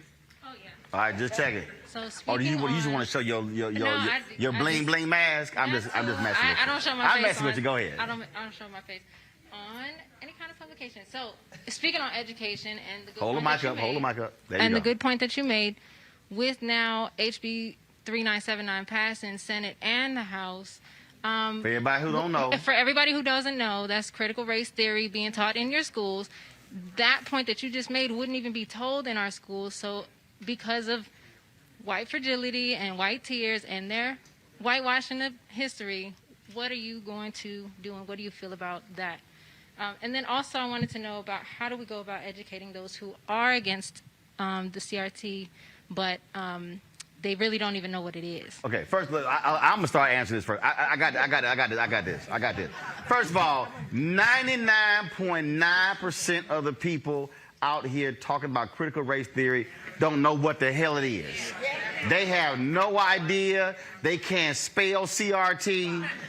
They can't define it. They don't even understand it's a theory. They don't even you got all these crazy white folks who are passing bills, and I'm saying it right now, in Oklahoma, other places. Oh, we're not going to teach critical race theory in our schools. Fool, it's being taught on the college level. So, but you have to understand what the strategy is. Next year's the midterm elections. Republicans need to drive white conservative evangelicals to vote. They cannot criticize President Biden on the American Rescue Plan, the COVID bill. His approval rating is 60% and above. So they have to find wedge issues. So all of a sudden, critical race theory has become their wedge issue. They are appealing to unsophisticated, clueless, uneducated white voters who all they hear, they don't hear critical or theory. They hear race. That's what's driving it. In fact, Charlie Sykes, who was a conservative out of Wisconsin, radio talk show host, he actually did a piece on it, and that was one of the folks who's against this. He literally articulated what their strategy is. Control room, tell Major I'm coming to him. I'm not going to go along like I did last time. And what he did is, what the guy did, and again, I need us just to understand what happens, what their game plan is. Because I think what happens is, a lot of times we are fighting folk, not realizing what the deal is. So this is a guy, Christopher Rufo. Mark Lamont Hill had him on his show. This is what he said. We have successfully frozen their brand, critical race theory, into the public conversation and are steadily driving up negative perceptions. We will eventually turn it toxic as we put all of the various cultural insanities under that brand category. This is what he tweeted this. The goal, and he tweeted this in March 15th, 2021. And this is, y'all can look at it at Real Chris RUFO.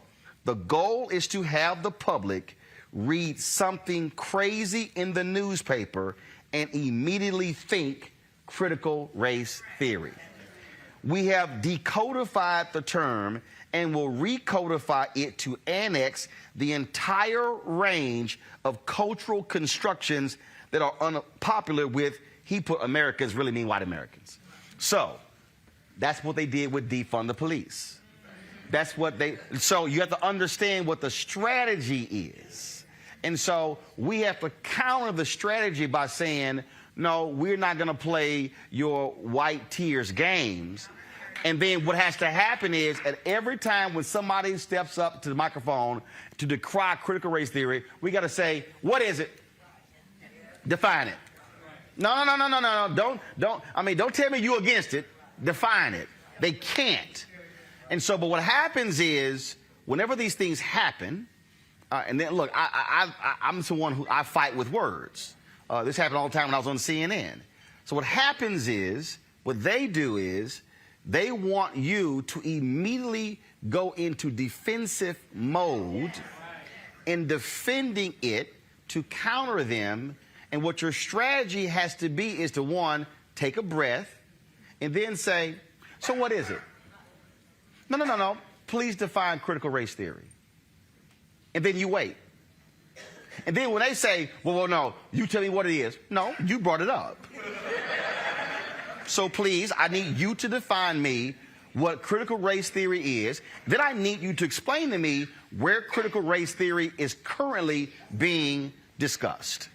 See, now what happens is you now have cornered them. So that's what's going on here. So when you have now school boards and Republican-controlled state legislatures passing bills to say you can't teach critical race theory, it's not even being taught. What their real goal is to not discuss anything. That's why I hate the 1619 project. Because you got to remember, this is all a part of the deal. They don't want the 1619 project or anything dealing with it because they want what is his story to continue to be defined of what American history is, and not we now can read, which is one of the reasons why they didn't want us to read, and now redefining it. And so when I talk about how America is changing, what is changing is that how they have defined what it means to be American. They have defined what it means, what morals, values, principles are. What happens now is black people get to say, oh, no, we can talk now. Latinos say, we can talk now. And so we now get to define what American values are. So when we say American values, we have to learn to begin to say, no, those are white American values. And so that's why they reacted the way they did with Colin Kaepernick and the flag. But see, you realize none of them wanted to talk about Jackie Robinson in his book, I Never Had It Made, when he said why he did not stand for the flag, nor did he cite the Pledge of Allegiance. Well, see, they won't criticize Jackie. Because, see, they love Jackie because Jackie is a civil rights mascot that they put on just like Dr. King, that how basically is like a civil rights bobblehead. They don't want to deal with that Jackie. And so we have to understand what their game is. And so that's why OANN, Fox News, Newsmax, Conservative Talk Radio, they want us to be on the defensive with them on race. We have to understand. It's like when I had the white supremacists on my show, Richard Spencer. See, the whole bunch of clueless-ass black people were like, oh, when he asked you, who were you? You told him you were a man, a Christian man, and you a black man. I say, no, dumbass, you don't know how to debate. He was expecting me to say I'm a black man. But when I hit him with I'm a man, if they watch the video, he was like, then when I said Christian man, he went, then his whole, where he was about to go, he was completely thrown off track. I said, so for y'all who don't know how to debate, I forced him to change his whole deal. Now he was kind of like, damn, hold on, I'm a man too. I'm a Christian man too. See, so he was waiting for that. So we have to be very cognizant of what their games are. This is their game. It's all designed for 2022 to drive white turnout in the midterm elections so they can take back the House and the Senate. That's their strategy.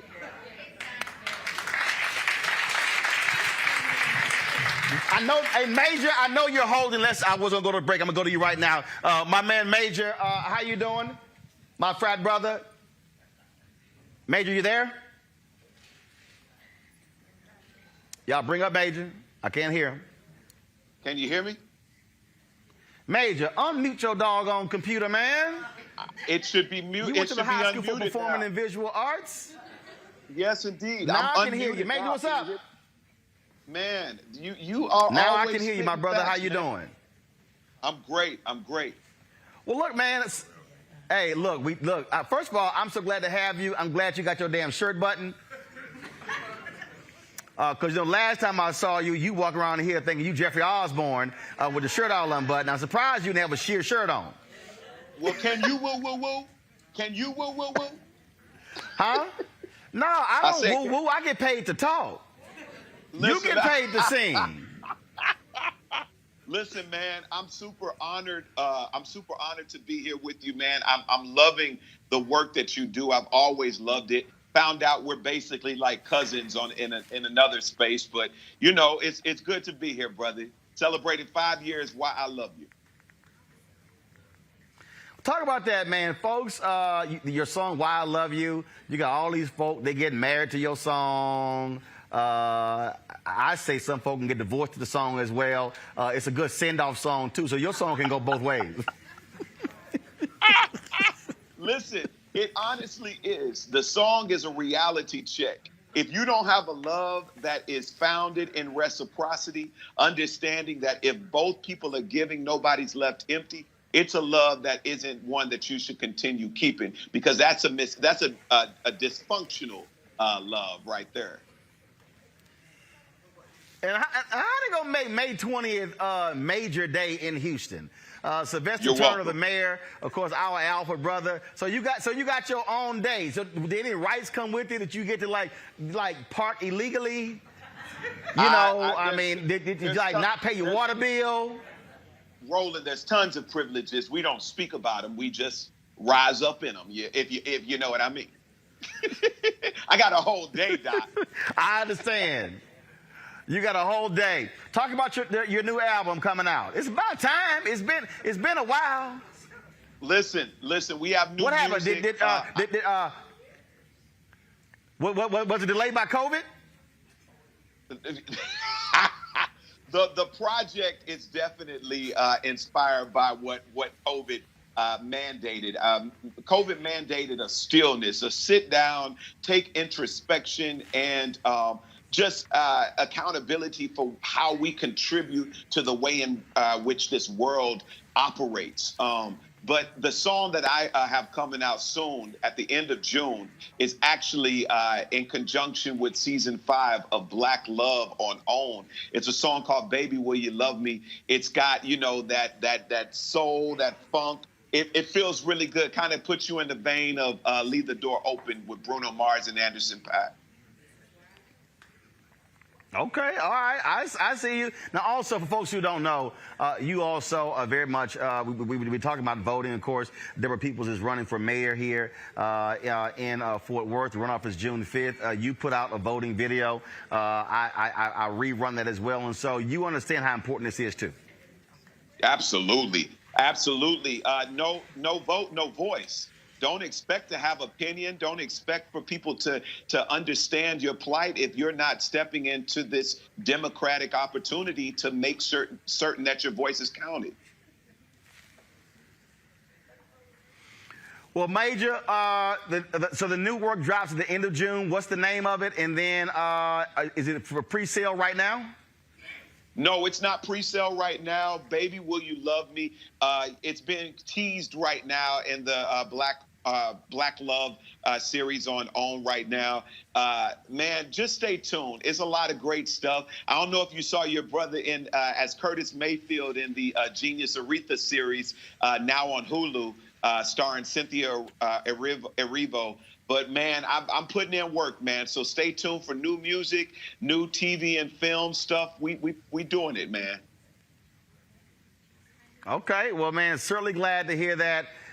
And so, look, you got to sing a little something, the 5th anniversary of your hit song. So go ahead and sing a little bit before I come back to close it out here in Fort Worth. I found love in you, and no other love would do. Every moment that you smile chases all the pain away.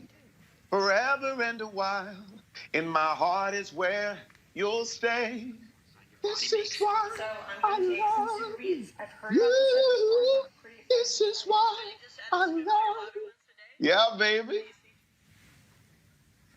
All right, then. Major, always good to see you, my brother. Representing H-Town, representing Alpha. You know, the rest of those fraternities are youth groups. There's only one real fraternity. Listen. We make room for the rest, but we know who's first. Huh? You know, we just let them know. Is Scott Bolden still there? Scott Bolden, you still there? Kappa's in the house. Nuke's in the house. Oh, man, that's unfortunate. Yeah, no, Lil Kappa's in the house. No, it's all love. It's all love. You know what? If it wasn't your show, Scott, I'd this is say how more.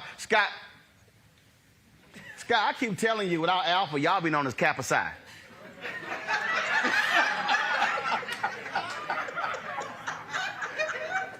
You need our name to complete your name. I keep telling you, who's your daddy? Roland, play nice, Doc. They know. No, Major, I don't play nice. Major, I don't play nice. I put folks in rhetorical body bags. I don't play nice. Major, I appreciate it, my brother. Thanks a lot. Thank you so much for having me, King. Keep it going. I appreciate it, Fred. Thanks a lot. All right, so I'm going to take questions from my panel, so I'm going to have to relay them to him because Deborah doesn't have IFB. So, Monique, do you have a question for Deborah Peoples? Doggone it, I wanted to tell Major congratulations. But Girl, yes, if you want to tell Major congratulations, send him a text. We got time for all that. Right. Okay. Yes, I do have a question. Well, first of all, congratulations. I'm going to just go ahead and say congratulations to the next mayor. But what I'd like to know She is... said, congratulations to the next mayor. I feel like I'm an interpreter. You would like to know... Wasn't I speaking in English? Monique, come on. I want to know what we can do. She wants to know how to give money to my campaign, right? Okay.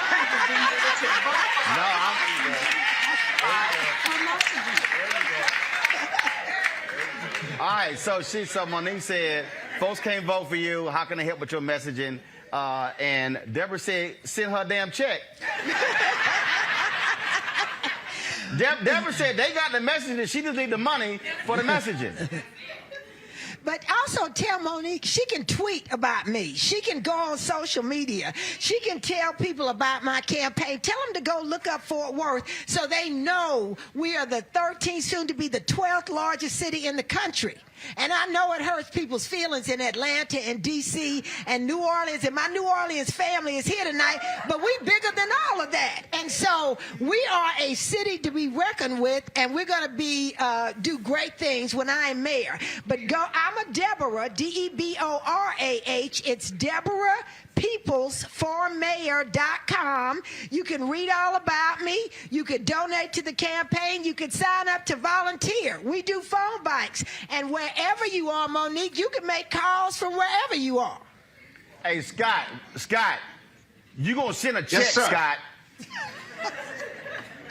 Scott, look, Deborah, his name is Scott Bolden. Okay, all right. His name, he gets a lot of Democrats. His name is, he ran for mayor in D.C. He got about 11 votes. But so true. Scott Bolden. So everybody who works, I thought you ran for mayor. There's Dr. Michael Brooks, my treasurer, Scott Bolden, Dr. Brooks. Right, okay. So Dr. Michael Brooks, in the next 48 hours, you should see, in the next 48 hours, Scott, Aloysius Scott Bolden, in the next 48 hours, they should see your name appearing on that website with donations, Scott. Hey, I'm going to give to her if you pledge your love for Cap. Pledge your love You for said Cap. you're going to give to her $1,000. if I pledge my love. You said if you're going to give her $1,000 if I pledge my love to Kappa. Yes. Is that what you said? Is that what you said? Take one for the team. Is that what you said? I'll give her, hey, watch this. I want to be clear. I'll give her $2,000 Go ahead. if you pledge your love to Kappa right now. Okay, Scott just said he will give $2,000 to Deborah's campaign. Hold up. If I pledge my love for Kappa. I got this here. I love kicking Kappa's ass. Boom. I just pledged my love to Kappa. See, Scott, You got to be specific with your question. Your question, your request was too general. No. The key phrasing was my love to Kappa. I use love and Kappa in the same sentence. Am I lying? No, Scott, that's what happens when an alpha outsmarts you Kappas. Hold up, Scott. We alphas love to outsmart you Kappas. See, I did it twice. Send that $2,000, and they gonna let me know in the next 48 hours. Matter of fact, Scott, get a website right now. Scott, pull your credit card out right now. Open up another window on your computer and send the money right now. And they gonna let me know if it hit. No, come on, pull your American Express card out. Deborah, give Scott the website. Deborah, D-E-B-O-R-A-H, Peoples, P-E-O-P-L-E-S, formayor.com. And Scott, I am sending you some Delta love. Good.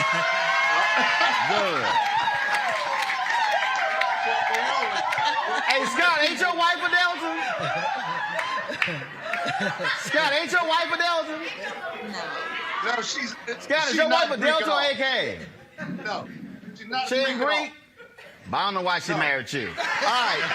Hey, Robert Patillo, sell one of them 45 guns you have and send that money to Deborah.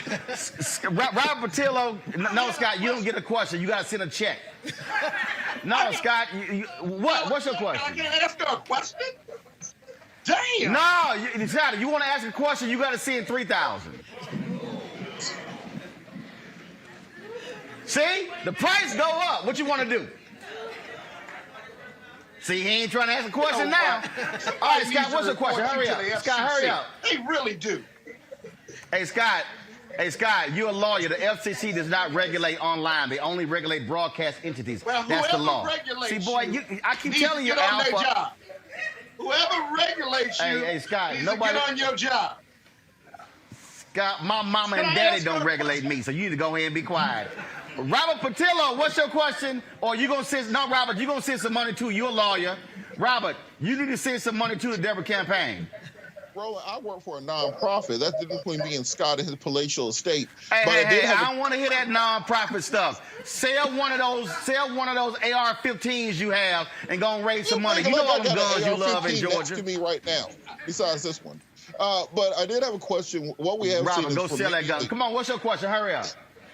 We've seen police unions attack many black female mayors, from Keisha Lance Bottoms in Atlanta to Mayor Lightfoot in Chicago. What would be your strategy for police reform? Because they like to use the pejorative term defund the police. What would be your strategy for bringing more accountability in law enforcement? You said police unions are attacking black female mayors all around the country. Absolutely. And is it happening here? And what is your response to them about police reform? And so how are you responding to that? So, Robert, absolutely. We've already gotten a classic defund the police mailer. It's already been out there. But I tell people all the time, my brother was a policeman, my sister was a constable. We want to be safe in our homes just like you want to be safe in your home. We want transparency and openness. And when something happens, like the Tatiana Jefferson shooting, we don't want to wait days to get the tape. We want to see the tape right then. And people want to see justice done. I mean, it's just that simple. So I can take their attacks. I mean, can take their attacks all day long. But until we change the face at the top, we're going to continue to see that same kind of battle going on. And that's why I'm out here running for mayor. All right, then. Scott, Monique, Robert, I certainly appreciate it. Thank you so very much. To all the folks who are watching, who watch us on YouTube, on Facebook, on Periscope, and Twitter, this is why we launched this show September 4th, 2018, because an opportunity to give voice to folks. As I said, we were in St. Louis with Tashara Jones. We're here. We've been actually in other cities as well. We spent 5 weeks. We literally moved to Georgia to help John Ossoff and Raphael Warnock win there. This is what happens when you own your own stuff. You don't have to ask somebody for permission And that which is part of the issue. That because bottom line is when we have to ask other folk to cover us, then we might get 2, 3, 4, 5 minutes as opposed to being able to broadcast live from 2 hours. And so I appreciate Bishop Spears having us here at the Petroleum Club. Want to thank everybody for coming out here as well. For those of you who are watching, y'all can support this show. Your dollars make it possible. Last year, our fan base gave $672,000 to our show to make it possible for us to do what we do. Support us via Cash App, $RM Unfiltered, Venmo.com/RM Unfiltered, PayPal.me/R Martin Unfiltered. Zelle, of course, is Roland at RolandMartinUnfiltered.com. So, folks, use any of those platforms. We're going to be in Tulsa tomorrow, beginning our 6 days of coverage commemorating the 100th anniversary of the Tulsa race riots. So we look forward to being there. Let me thank everybody here. Deborah, thank you so very much. Congressman Mark Veazey, I appreciate it, my brother. Thank you so very much. I want to thank Bishop.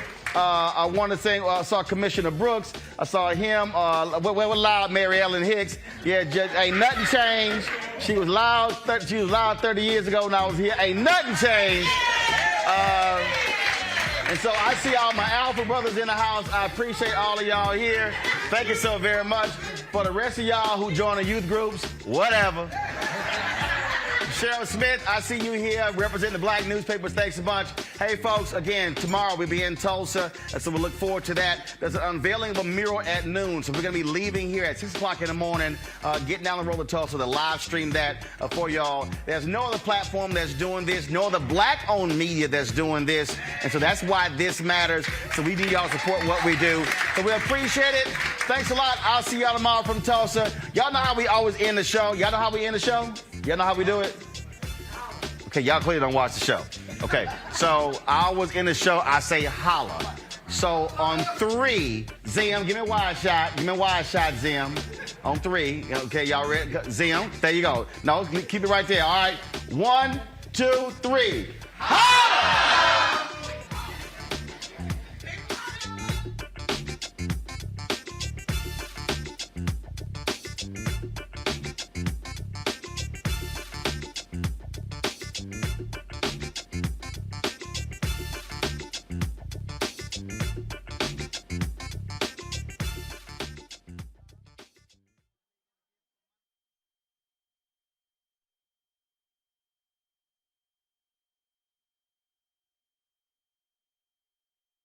And how you, the nation's largest financial institutions, use other people's money. You are the 6 most powerful business leaders in this country. Your decisions affect the lives of millions of Americans, their paychecks, their opportunities, their retirement savings. And your power is so much greater than that of your predecessors.